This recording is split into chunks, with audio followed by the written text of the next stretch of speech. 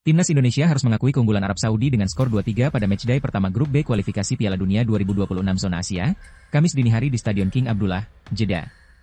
Skuad asuhan Patrick Kluivert sempat unggul lebih dulu lewat penalti Kevin Dix di menit ke-11. Namun, Arab Saudi membalas cepat melalui Saleh Abu Al-Shamad dan penalti Firas Al-Buraikan, membuat babak pertama berakhir 2-1. Di babak kedua, Al-Buraikan kembali mencetak gol keduanya pada menit ke-62 untuk memperlebar keunggulan tuan rumah. Indonesia sempat memperkecil ketertinggalan setelah mendapat penalti kedua di menit ke-87, lagi-lagi dieksekusi sempurna oleh Kevin Dix. Meski Arab Saudi bermain dengan 10 orang usai kartu merah Mohamed Kano, Garuda tak mampu mencetak gol penyeimbang hingga peluit panjang berbunyi. Hasil ini membuat Indonesia harus segera bangkit sebelum menghadapi Irak di laga berikutnya. Timnas Indonesia harus mengakui keunggulan Arab Saudi dengan skor 2-3 di laga perdana grup B kualifikasi Piala Dunia 2026 zona Asia. Namun di balik kekalahan itu, Martin Paes tampil luar biasa di bawah Mistar. Bermain di King Abdullah Sport City Stadium, Indonesia sebenarnya tampil berani, tapi serangan agresif tuan rumah memaksa Paes bekerja keras sepanjang laga.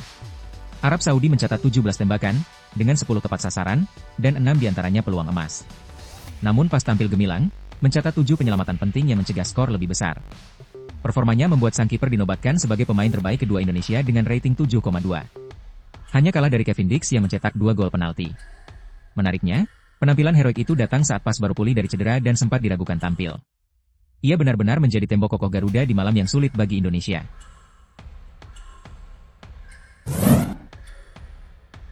Meski kalah 2-3 dari Arab Saudi di laga perdana putaran keempat kualifikasi Piala Dunia 2026 zona Asia, pelatih Patrick Kluivert menegaskan bahwa semangat juang timnas Indonesia tak pernah padam.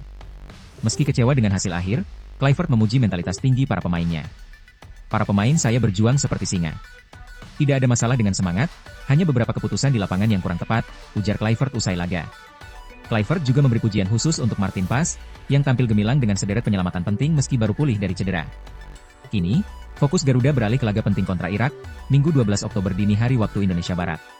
Kluivert memastikan timnya akan menganalisis, berbenah, dan bangkit lebih kuat demi peluang lolos ke Piala Dunia 2026.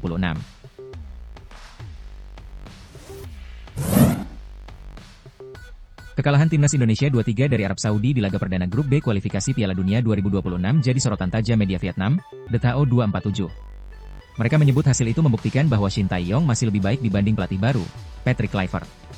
Dalam artikelnya, The Tao 247 menulis, di bawah Shin Tae-yong, Indonesia belum pernah kalah dari Arab Saudi seperti Patrick Kluivert. Faktanya, saat di Asushin, Indonesia menahan Arab Saudi 1-1 di laga tandang dan menang 2-0 di Jakarta. Media itu menilai kekalahan kali ini menunjukkan penurunan performa di era Kluivert. The Tao 247 bahkan menyebut PSSI mungkin salah langkah memecat Shin Tae-yong. Reputasi besar Kluivert sebagai pelatih asal Belanda kini mulai dipertanyakan setelah gagal memberi hasil positif di laga debut resminya.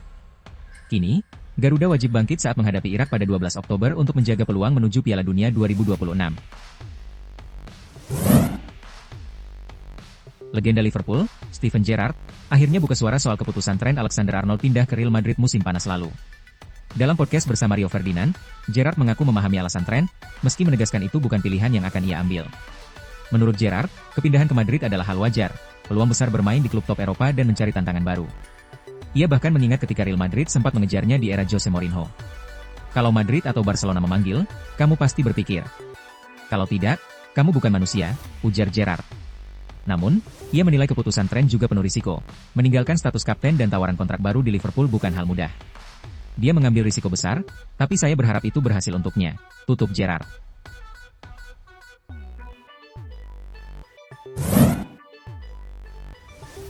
Musim ini, Mohamed Salah mengalami penurunan performa cukup drastis. Hanya mencetak 2 gol dari 7 laga Premier League, dan belum mencetak gol dari open play sejak pekan pertama. Data menunjukkan produktivitasnya menurun di hampir semua aspek, sentuhan di kotak penalti turun hampir setengah, dribbling melemah, dan rata-rata tembakan per laga juga anjlok. Salah juga kehilangan tandem terbaiknya di sisi kanan, Trent Alexander-Arnold, yang pindah ke Real Madrid. Kombinasi keduanya jadi kunci serangan Liverpool selama 8 musim terakhir. Kini, distribusi bola ke Salah jauh lebih sedikit, membuat pergerakannya mudah diprediksi lawan. Selain faktor taktik, tekanan emosional akibat meninggalnya Diogo Jota turut memengaruhi mentalitas skuad. Meski begitu, sejarah membuktikan Salah selalu bisa bangkit. Arne Slot kini dituntut mencari cara agar sang bintang Mesir kembali ke performa terbaiknya.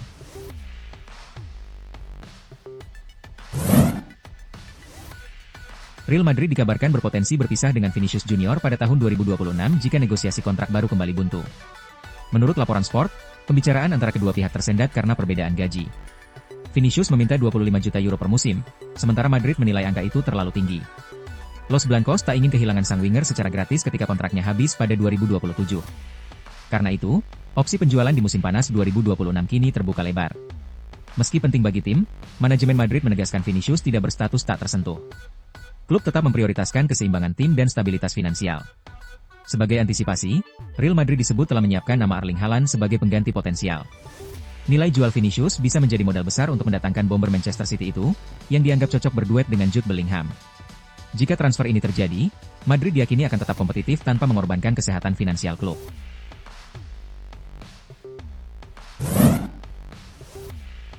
Legenda Manchester United, Rio Ferdinand, menilai hasil imbang kontra Liverpool di Anfield nanti sudah merupakan pencapaian besar bagi Setan Merah.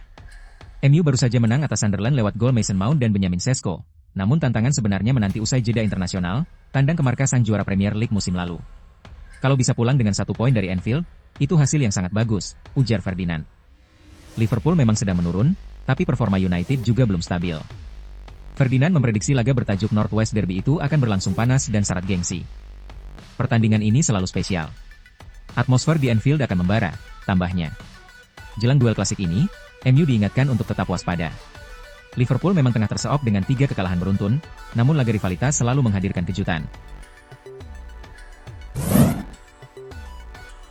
Drama baru muncul di Old Trafford. Gelandang muda Manchester United, Kobbie Mainoo, dilaporkan meminta untuk dilepas pada bursa transfer Januari 2026 mendatang. Menurut laporan Center Devils, Mainoo merasa kecewa karena janji pelatih Ruben Amorim memberinya lebih banyak menit bermain tidak ditepati. Meski sudah bekerja keras di latihan, ia tetap jarang menjadi starter karena kalah bersaing dengan Bruno Fernandes dan Casemiro. Situasi ini membuat Mainoo frustrasi dan ingin mencari tantangan baru. Napoli disebut jadi klub terdepan yang berminat mendatangkannya setelah gagal pada musim panas lalu. Namun Manchester United dikabarkan enggan melepas secara permanen. Jikapun terjadi, Mainoo hanya akan dipinjamkan selama 6 bulan karena masih dianggap sebagai pilar masa depan Setan Merah.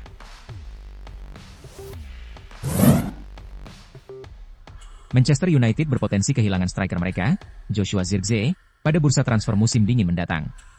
Dilansir The Daily Mail, pemain asal Belanda itu dikabarkan meminta dilepas karena frustrasi minim menit bermain di bawah asuhan Ruben Amorim. Zirkzee baru pulih dari cedera, namun tetap jarang tampil sebagai starter karena Amorim lebih sering menurunkan Benjamin Sesko di lini depan. Kondisi ini membuat Zirkzee khawatir tak masuk skuad timnas Belanda untuk Piala Dunia 2026. Kabarnya, Zirkzee sudah memiliki rencana untuk kembali ke Serie A. Klub besar seperti Juventus dan AC Milan disebut siap menampungnya dengan jaminan menit bermain reguler. Namun, Amorim dikabarkan hanya akan melepasnya dengan status pinjaman, karena masih menganggap Zirkzee sebagai bagian penting dari proyek jangka panjang Manchester United.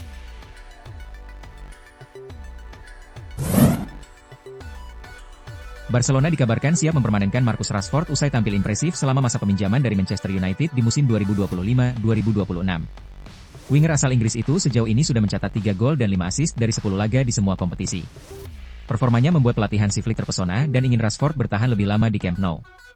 Menurut laporan Marca, MU memberikan opsi pembelian permanen dengan harga sekitar 30 juta euro atau setara 578 miliar rupiah. Nilai tersebut diyakini mampu dipenuhi Barcelona, apalagi Rashford disebut betah tinggal di kota Katalan. Dengan musim yang masih panjang, publik menanti sejauh mana Rashford bisa terus bersinar dan menjadi bagian penting dari proyek besar Barcelona di bawah asuhan Hansi Flick.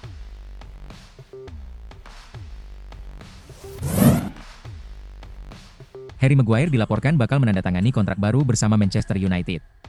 Bek berusia 32 tahun itu kini memasuki 8 bulan terakhir masa kerjanya, dan pihak klub sudah memulai negosiasi perpanjangan.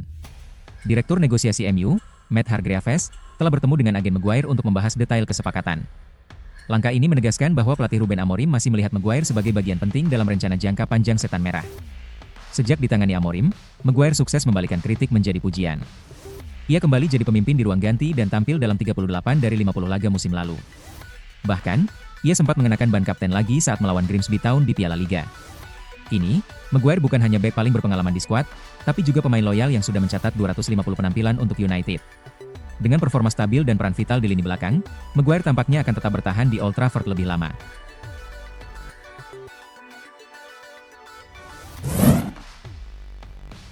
Meski belum terkalahkan musim ini, Juventus dinilai belum cukup kuat untuk bersaing merebut Scudetto. Dari 8 laga di semua kompetisi, pasukan Igor Tudor mencatat 3 kemenangan dan 5 hasil imbang. Di Serie A, Juve kini duduk di peringkat 5 dengan 12 poin, hanya terpaut 3 angka dari Napoli dan Roma di puncak klasemen. Legenda Italia, Antonio Di Natale, menilai Juventus masih kalah saing dari Napoli, Inter, dan Milan dalam perburuan gelar. Namun, ia percaya Juve bisa melangkah jauh di Eropa. Dua hasil imbang melawan Borussia Dortmund dan Villarreal disebut bukti bahwa Juve punya potensi besar di Liga Champions. Kalau Anda Juventus dan seri 5 kali berturut-turut, itu masalah mental, tapi saya yakin Tudor akan mengatasinya, kata Di Natale kepada Tuttosport. Usai jeda internasional, Juve akan menantang Como, sebelum laga berat kontra Real Madrid di Santiago Bernabeu pada 22 Oktober mendatang.